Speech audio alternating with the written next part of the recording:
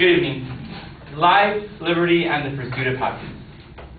Those are the clear words of our founding fathers when creating our Constitution and when declaring this country independent from Great Britain.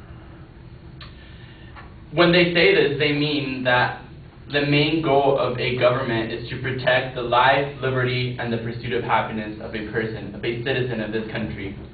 Obviously, by the claim and the proposition that my opponent is bringing before you, this dream is completely destroyed, diminished. We will violate the role of the government to protect the life of a citizen.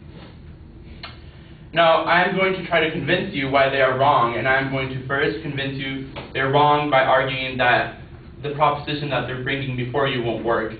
And then second, I'm going to mention the disadvantages that this proposition is going to have if it were to pass in California. Well, first of all, the proposition that my opponent is bringing before you wouldn't work because, well, it hasn't been that great in Oregon. In Oregon, there was a law passed, an act passed called the Dignity and Death Act. They explained the process to you by saying that the person who wants euthanasia should be seen by two physicians, and both of the physicians have to approve that the patient is in a condition to be provided euthanasia. Well, in a case about a woman named Helen, who was the first person to be performed euthanasia in Oregon, she had cancer for 20 years. It started breast cancer, then in the lungs, and then it went all over her body. Well, this lady never got approved by two physicians. In fact, in an article made by Physician-Assisted Suicide in Oregon by a doctor and professor named Herbert Hendon, Helen was only approved by one physician, and it was a third one. So the first two that saw her didn't approve her, and then she went for a third opinion, and he approved it, and she got euthanasia. So if we are going to violate the basic standards set for this proposition to pass, it's definitely not going to work. And then where are we going to end? Are we going to practice euthanasia just because someone wants to? Then why don't we just let them commit suicide? So this definitely doesn't work. In addition to that, another reason why euthanasia wouldn't work arises from the fact that physicians are not willing to provide euthanasia to the patient. In fact, I must quote that, as soon as I find it,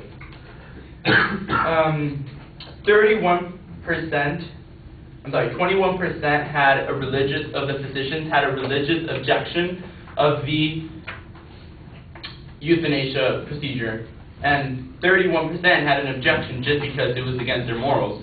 So if more than half of the physicians that are going to practice euthanasia goes against their personal beliefs, then how is that going to work? Are we going to just find random people to try to kill other people? And then another reason why this won't work comes also from the fact that the only country in the whole world that has euthanasia established as one of the basic laws is Holland, is the Netherlands. And then in Holland, it's been getting a little bit dirty because, well, doctors are performing involuntarily killing because they thought the family had suffered too much. And some were just tired of the patient and they just wanted to get him out of the way. And this comes from an article called Euthanasia, the Battle of Life, Physician-Assisted Suicide by Dr. Raymond Fallon. So it clearly isn't working in Holland. We're just killing people because they're too much struggle and because they present too much suffering for the family but not for themselves. And then another reason, the last reason why this wouldn't work, comes from the fact that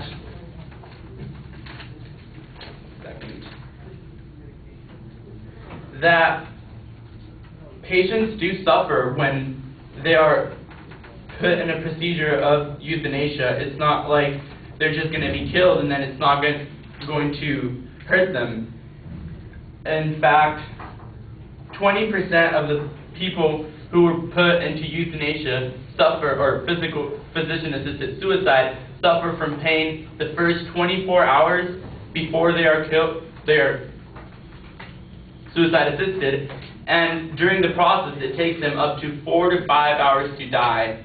And some of them are going into several pains in the process. Now, I want to talk about the disadvantages. The first disadvantage is that the proposition that my opponent brings to you comes from religion. Well, more than 81% of the population in the United States says that they pertain to the Christianity religion, and then it derives into Catholic and Protestants, but they're all Christians.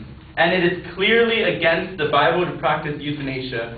In fact, in one of the passages of the Bible, the Lord says, "See now that I myself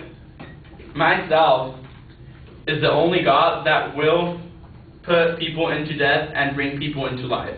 So for all of those who are Christian, this clearly goes against the Bible, so therefore it clearly goes against religion, so therefore it clearly goes against 81% of the population of the United States.